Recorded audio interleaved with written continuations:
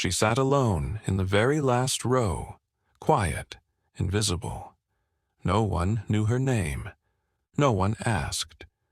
But when her son stepped on stage and spoke just one sentence, the entire room rose to their feet. Not for him, for her. And in that moment, everything changed. The university auditorium buzzed like a beehive before spring bloom. Laughter echoed down the marble walls. Light bounced off polished brass railings. The air was full of perfume, cologne, and nerves wrapped in hope. Families sat shoulder to shoulder in stiff, pressed clothes, suits pulled from deep inside closets, dresses still marked by dry cleaner creases. Proud parents leaned forward with graduation programs folded tightly in their hands, hunting for one name among hundreds. Flashbulbs sparked like fireflies. Mothers dabbed their eyes. Fathers cleared their throats and blinked too much. It was one of those days, the kind that people frame and hang in living rooms for decades. But far from the noise and center aisle, hidden in the very back row, sat a woman no one noticed. She wore a faded navy blue dress. The seams stretched slightly at the elbows, and her shoes, though freshly polished, revealed every mile she had walked. Her hands, folded neatly over a small brown purse, did not move. Her face, deep brown and graceful, sat calm beneath a tight, careful bun. She didn't smile. She didn't clap. She just watched. People passed by her row offering the half nod that says, "You're not part of our story." A few glanced twice, curious but not curious enough to ask. Not one person stopped to speak, but her gaze never wavered. Inside her lap sat a graduation program. She opened it slowly, carefully, as if each name were fragile. Her eyes scanned the list until they landed on one line. Jordan Alexander, row 8, Bachelor of Arts, Political Science, Honors, cum laude. She stared at it for a long, soft moment, like she was saying it to herself without sound. Then she folded the program shut, rested it on her lap, and waited. Around her, the world kept spinning. Two women, a few seats down, leaned toward each other. "Is that his mom?" one asked, in a whisper loud enough to be heard. "Thought he was on scholarship," said the other with a quiet laugh. "Probably a diversity admit. One of those stories." The woman in navy didn't react. Not fully. But the corner of her mouth twitched, like someone biting back a truth too old to be angry about. Because she had heard it before. Too many times. In too many rooms. Flashback. A long hallway lit by flickering bulbs and the low squeak of rubber soles. That same woman, back slightly bent, pushed a mop across a linoleum floor. Her body knew this rhythm. Swipe, rinse, swipe again. The air smelled of bleach and weariness. At night, she cleaned the same classrooms her son studied in. In the mornings, she slipped into nurses' scrubs and bathed patients who forgot their own names. She managed medication, folded sheets, sat beside the dying when their families didn't come. Some nights, she slept in her clothes. Some weeks, she only saw Jordan in passing. A scribbled note on the fridge next to a plate of reheated rice and beans. But still, she read every one of his essays. He printed them just for her. Highlighted questions, margins filled with, "What do you think, Mom?" He believed she had something to say. She always did. Back in the auditorium, the music started. A low, elegant swell of violins and brass. Families craned their necks. Cameras lifted. Applause came in waves. Names were called one by one. Proud cheers, tears, flashbulbs again. But not from the back row, not from the woman in the faded dress. Her hands stayed still. Her face unreadable. Her focus razor sharp. Because this wasn't just about a diploma. It was about how they got here, what it cost, what it broke, what it never took from them. And soon, the world would find out, because Jordan Alexander's name hadn't been called yet. But when it was, no one in that room would forget what happened next. Not ever. Jordan stood backstage, calm on the outside, but with a storm brewing just beneath the surface. He wasn't nervous about walking. He'd practiced that for years, moving forward, one foot in front of the other, even when life tried to knock him sideways. No, this moment wasn't about nerves. It was about truth finally being seen. He adjusted the honors sash draped over his gown. The fabric shimmered under the stage lights, deep maroon, trimmed in gold. It felt strange, a little surreal. Growing up, he'd never pictured himself in a cap and gown, not because he didn't want it, but because the world never made room for him to imagine it. Flashback.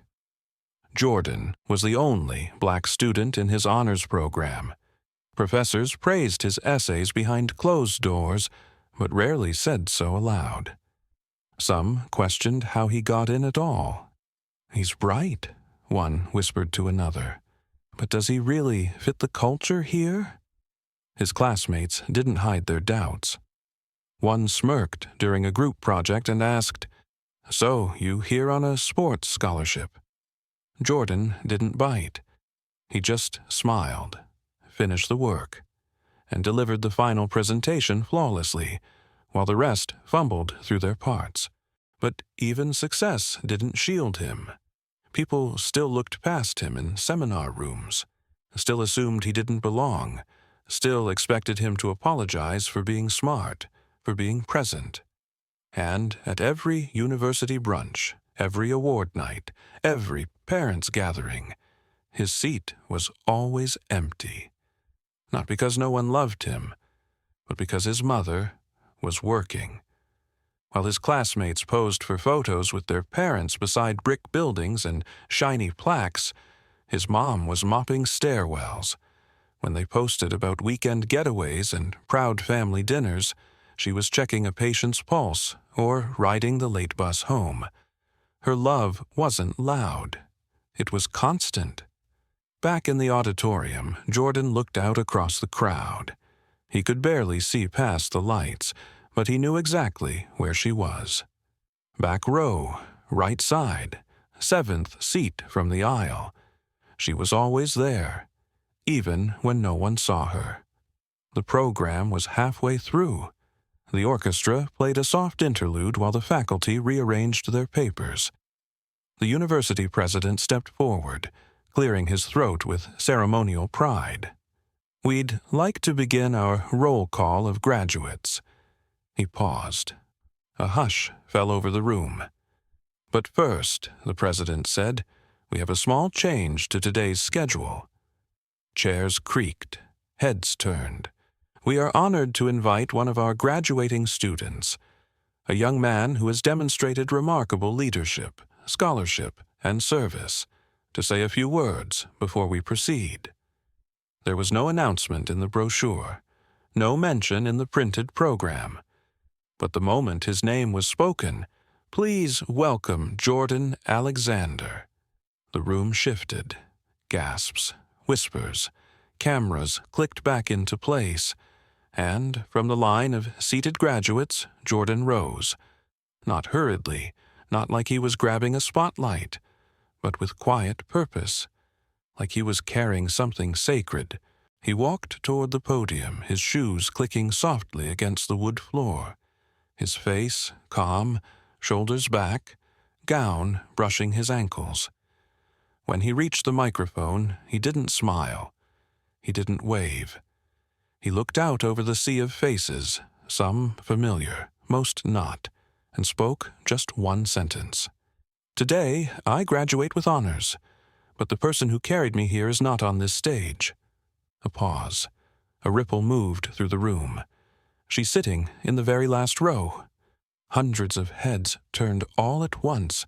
There she was, still, steady, silent, her hands still resting on her lap, still clutching that little brown purse. She didn't cry. Not yet. Jordan's voice stayed firm. She raised me alone. She worked while I studied. She believed in me, when others only questioned where I came from. A boy in the front row stopped recording. A woman covered her mouth. Professors glanced at one another, unsure of what to do or how to breathe. Jordan continued, "I am here today because my mother refused to let me believe I didn't belong." And now, the silence in the auditorium wasn't just quiet. It was charged, heavy with emotion, thick with realization. In the very back row, that woman, who had been invisible all morning, sat beneath the weight of everyone's eyes. But she didn't lower her head. She didn't shrink. She lifted her chin, just slightly. And for the first time, they saw her. Jordan stood tall at the podium. The edges of his graduation cap cast a soft shadow across his brow, but his voice glowed like light breaking through a heavy sky. "My mother raised me with dignity," he said, steady as stone, "even when the world gave her none." The words didn't echo. They landed. Across the room, gasps stirred like wind through leaves. Someone near the front shifted in their chair. Another glanced toward the back row again, as if seeing it for the first time. "She scrubbed the floors of this university while I sat upstairs in class," Jordan said, and his words dropped like truth no one could ignore anymore. Silence. Heavy. Full. A few students blinked fast, trying to process what they'd just heard. One girl slowly lowered her phone. Another boy tilted his head as if replaying every time he'd walked past a janitor, without looking.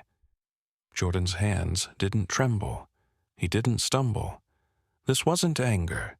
It wasn't bitterness. It was truth, spoken with the kind of grace only born from pain and quiet pride. She read every one of my essays when she barely had time to sleep. She worked nights and mornings, cared for strangers, then came home and sat with me, in the 1 hour between her shifts, to help me believe I could write my way into places we were never meant to stay. A slow breath moved through the crowd, not one of relief, one of revelation. He looked up, and his eyes met the far back row again. "She made me believe I belonged here," he said softly, "even when I was told I didn't." The pause was deliberate, long, personal. Jordan scanned the rows again, his voice quieter now, but deeper, sharper, like a whisper you never forget. "When people asked where I lived, when they asked how I got in, when they said I didn't look like an honors student," he let the silence stretch, unbroken, honest. And that silence spoke more than any applause ever could. In the back row, the woman in the navy dress remained still, but something inside her shifted. Her hands, once tightly folded, slowly opened. One rested gently on top of the other, palms up now, like the weight she carried had finally been acknowledged. And then Jordan spoke the words that would stay with every person in that auditorium long after the chairs were empty. "I know this university will hand me a diploma today, but I want you to understand something clearly." He paused again, scanning every face. "If you're clapping for me today, you're clapping for her." The room didn't move. Not at first. No rustling, no fidgeting, just stillness. Then, one student in the front row rose, slowly, no fanfare, no prompting, just stood, head held high, eyes fixed on the back of the room. Then another stood, and another, and another. One by one, rows of graduates rose like a rising tide. Tassels swayed, gowns shifted, shoulders squared. Not just in celebration, but in recognition. They weren't standing for a speech. They were standing for a woman who had never asked for a spotlight, but deserved the whole stage. In seconds, the entire graduating class was on its feet. And from there, the wave kept going. Family by family, row by row. Even professors stood. Some with bowed heads, others with eyes wide open. Some clapped, some didn't. But all of them stood. And in that moment, everything Jordan had said, everything he had carried, all of it settled into something you could feel in your bones. In the very last row, the woman who had gone unseen for so long trembled.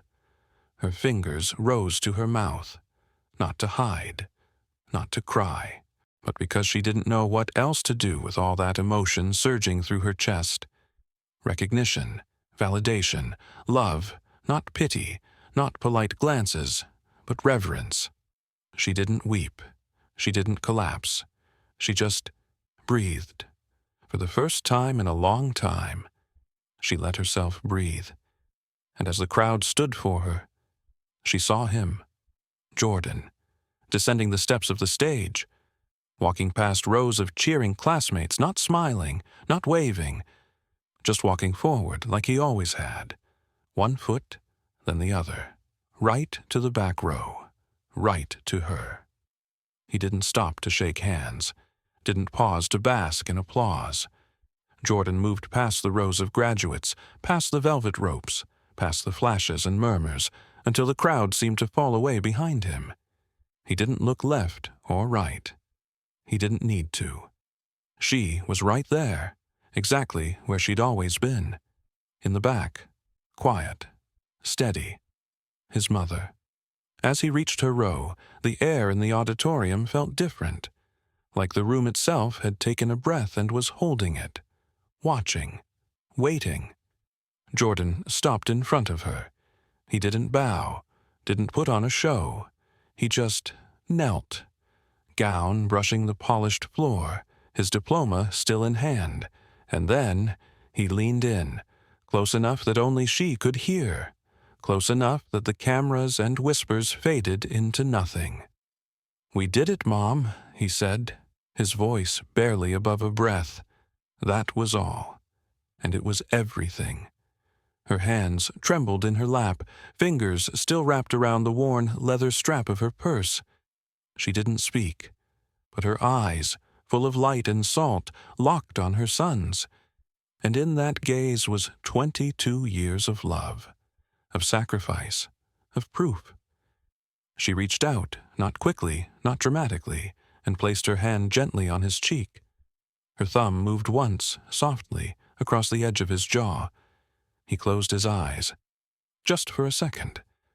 The noise of the crowd stayed behind them, still standing, still silent. For that brief moment, there was no one else in the room, just a woman who never asked to be seen, and a son who refused to let her go unnoticed any longer. Flashbulbs clicked again, but the photo they captured wasn't for newspapers or university brochures. It was blurry, a little off-center, but it showed what mattered. Jordan kneeling, his mother's hand cradling his face, the whole world standing for them. That photo would later appear in an article written by a local journalist who happened to be covering the graduation. The piece was short, just a few paragraphs. Titled, "The Woman in the Back Row." It described the speech, the silence, the standing ovation.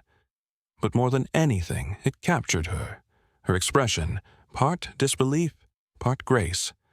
And the moment it spread. By morning, the story had been shared thousands of times. News outlets picked it up. Blogs reposted it. Comments poured in. People wrote things like, "I see my mother in her." "My grandmother would have cried reading this." She didn't speak, but she said everything. Some shared their own stories, their own back rows, their own silent heroes. And while the world buzzed with her name, her photo, her strength, she stayed where she had always been, quiet, humble, whole. The university reached out the following week.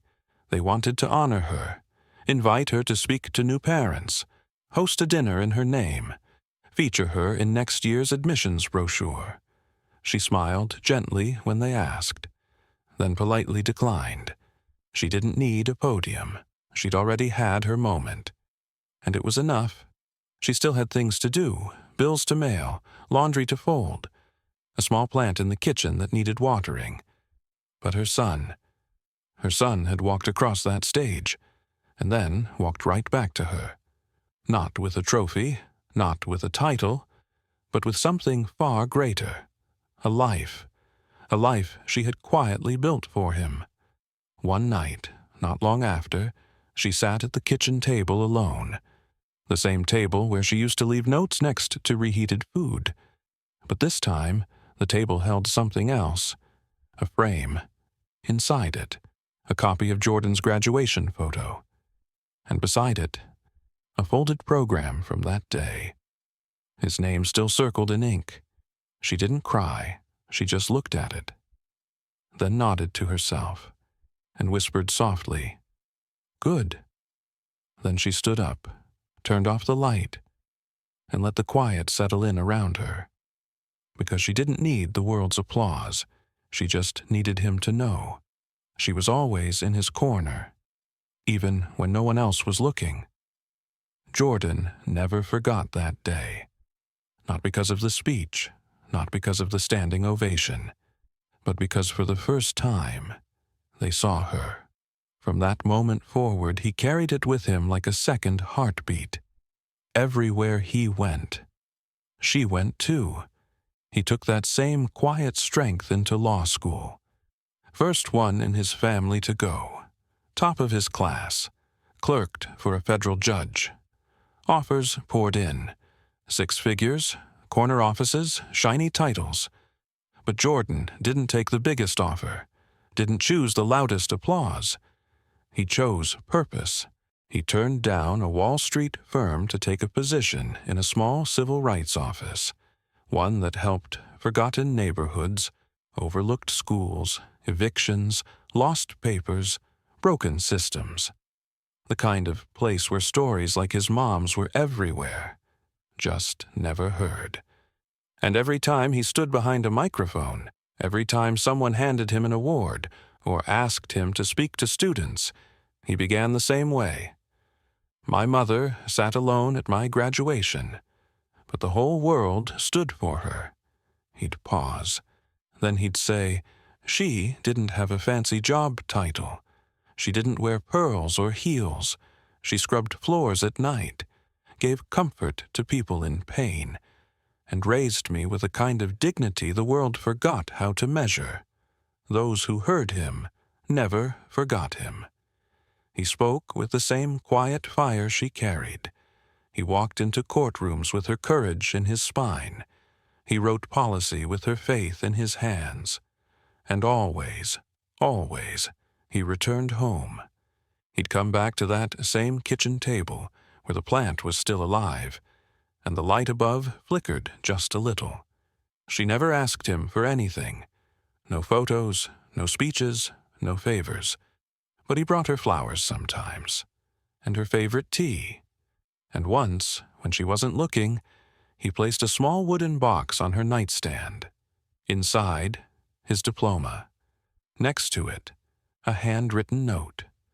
For the woman who taught me everything, and asked for nothing. She never spoke about it, but she never moved the box. Years passed. Her hair turned silver. Her walk slowed. Her nights grew quieter.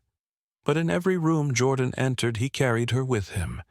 She had built a legacy without ever asking for one, not made of marble or headlines, but of something stronger, of hours, of struggle, of love wrapped in silence and worn shoes. One day, after a small community event where Jordan had spoken to a group of high school seniors, a young girl raised her hand and asked, "Who made you the way you are?" Jordan smiled and said gently, "She did. Can we meet her?" the girl asked. Jordan looked out the window, thought for a moment, then replied, "You already have." Because the truth was, she was in everything he did, in every student he mentored, every mother he helped, every case he took on where the odds were impossible. She was there, the woman in the back row, who never asked to be seen, but taught the world how to see. And that was more powerful than any speech, more enduring than any applause. It was love, quiet, fierce, and unforgettable, and it lived on, everywhere he went.